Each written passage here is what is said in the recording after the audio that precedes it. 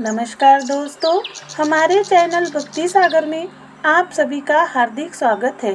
आज मोहिनी एकादशी के पर्व पर आप सभी को एकादशी की हार्दिक शुभकामनाएं। आज हम जानेंगे मोहिनी एकादशी की कथा।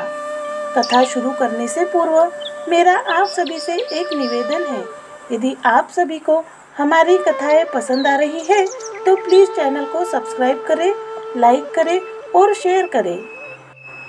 12 महीनों में आने वाली सभी एकादशियों के महात्म हमने हमारे चैनल पर अपलोड की हुई है। आप चाहो तो वो भी सुन सकते हो। चलिए अब हम कथा शुरू करते हैं।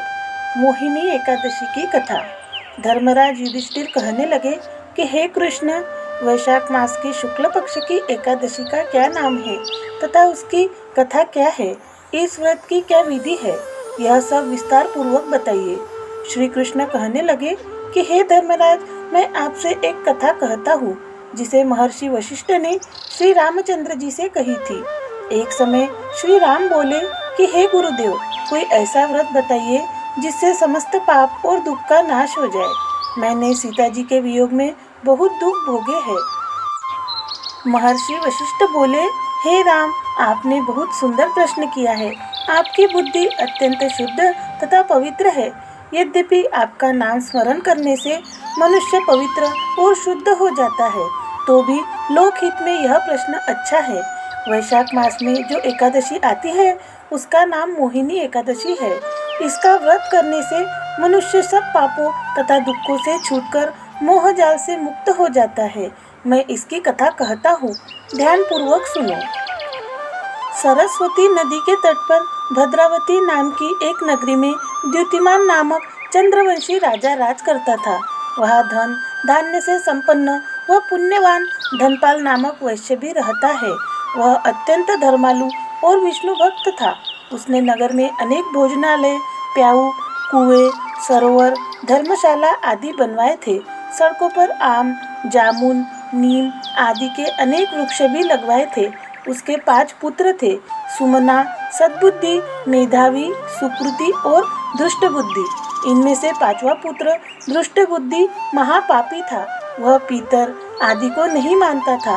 वह वैश्या, दुराचारी, मनुष्यों की संगति में रहकर जुआ खेलता और परस्त्री के साथ भोग विलास करता तथा मद्य मांस का सेवन करता था।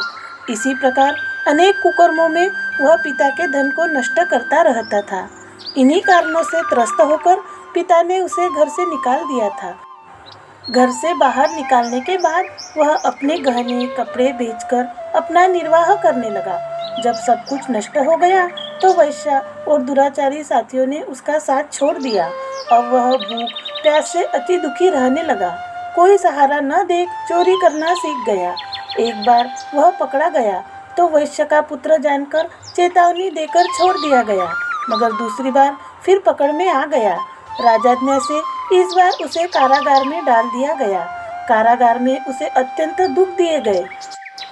बाद में राजा ने उसे नगरी से निकल जाने को कहा।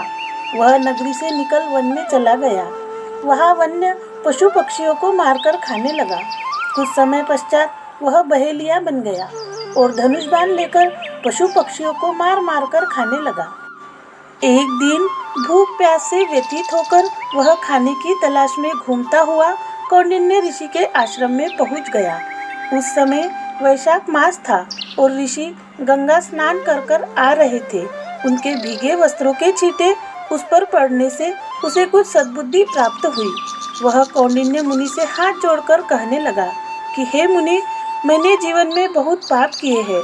आप इन पापों से छूटने का कोई साधारण बिना धन का उपाय बताइए।